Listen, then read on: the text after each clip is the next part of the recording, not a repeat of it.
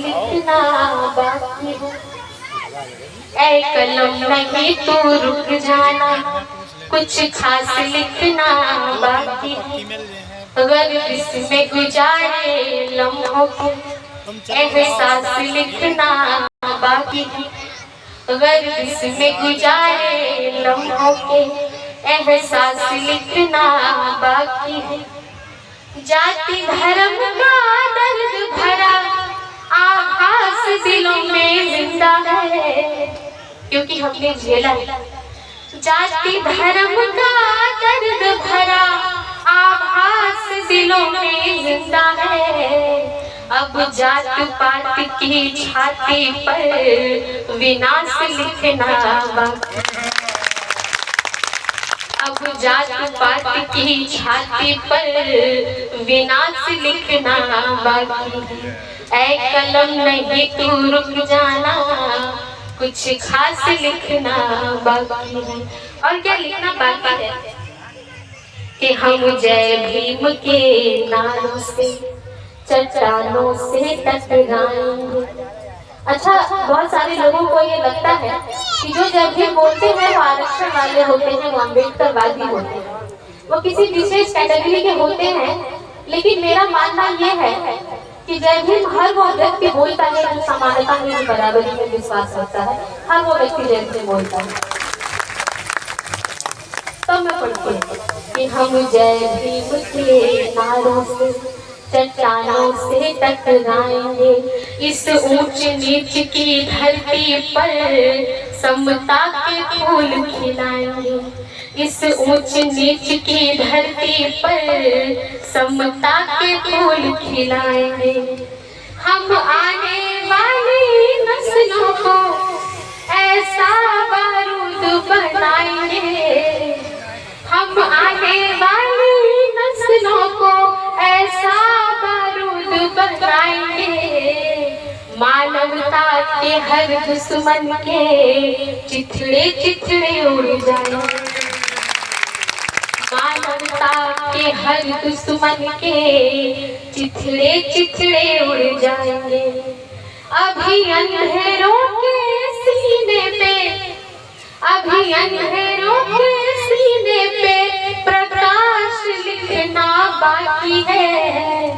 और मनुवाद के माथे पर सर्वनाश लिखना।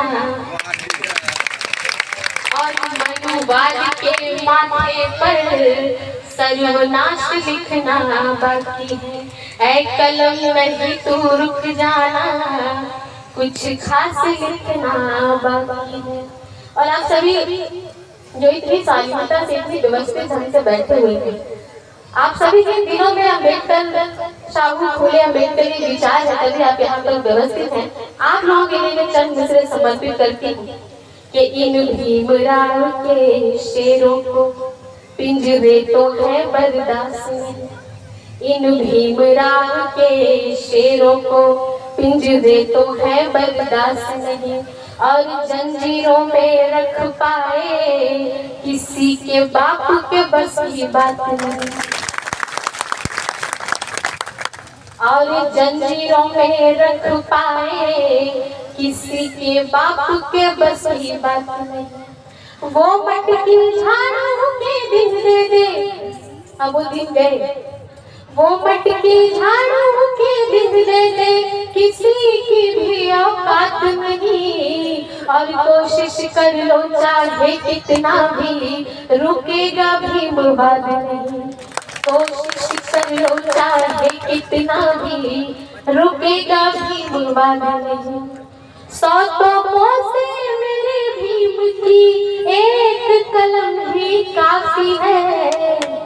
अभी अभी हमारे बड़े भाई कलम की भी बात सुनी। हाँ, कलम की भी बात कर रहे हैं। और यकीन है बाबा साहब ने कहा कि एक कलम हजारों तलवार पर, एक कलम ही काफी है।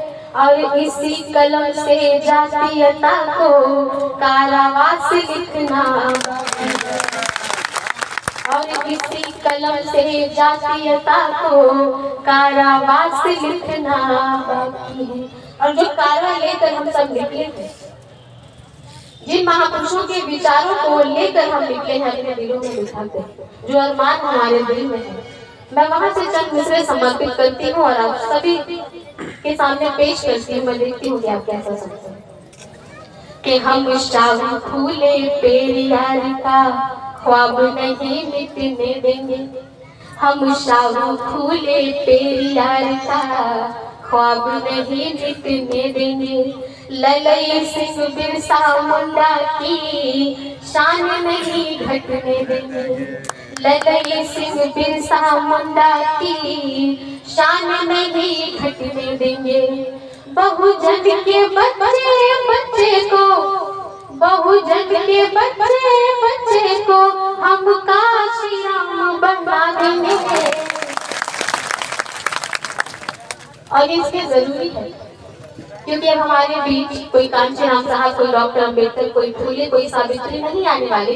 हमें अपने बीच से एक झलकारी, एक सावित्री, एक फूले, एक अम्बेडकर, एक कांचीराम, एक फातिमा तैयार करना पड़ेगा, तब जाकर बात बनेगी। और मैं तो ये कहती हूँ कि एक बंदना सिद्धार्थ से भी काम नहीं चलने वाला, आपके घर से भी एक बंदना सिद्धार्थ निकलनी चाहिए जो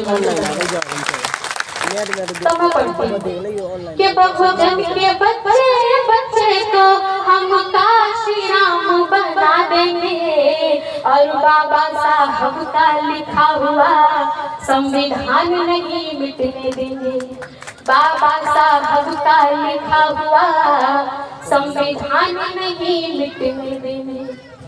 अपनी हर लड़ाई का दुनिया ने देखी झांकी है, और झांकी कुछ ऐसे देखी है कि जब हमने कलम उठाई तो हमने देश का संविधान लिखा, और जब हमने तलवार उठाई तो हमने भीमा कोरेगांव का इतिहास लिखा, और जब हमें मौका मिला राजनीति में तो हमने 4 वर्ष शासन करके दिखाया। ये हमारी ताकत है। तब मैं पढ़ती हूँ कि अपनी हर लड़ाई का, अपनी हर लड़ाई का दुनिया ने देखी झांकी है, अपनी हर लड़ाई का दुनिया ने देखी झांकी है। अब कोरेगांव का दोबारा इतिहास लिखना, अब कोरेगांव का दोबारा इतिहास लिखना बाकी है।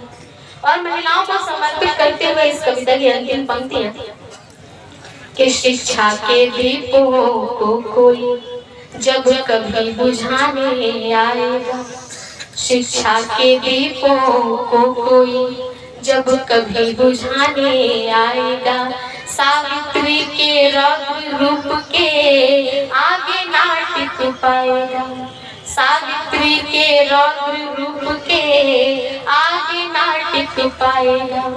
माँ बहनों पे जब भी कोई गंदी नजर उठाएगा, माँ बहनों पे जब भी कोई गंदी नजर उठाएगा, फूलन की गोली सीने पर खाकर के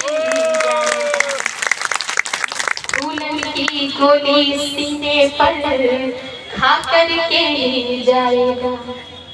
नफरत करने वालों को कुछ और देखना बाकी है, नफरत करने वालों को कुछ और देखना बाकी है।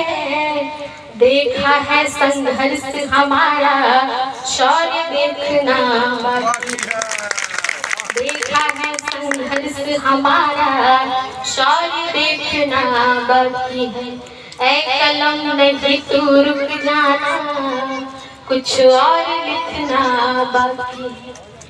और जब मैं कलम उठाती हूँ तो हमारी जो ताकत है मैं उसे लिखती हूँ। बहुत सारे लोगों के मुझे कमेंट आते हैं कि जब हम आपकी कविताएं सुनते हैं तो हमें ऐसा लगता है कि हम ताकतवर हैं।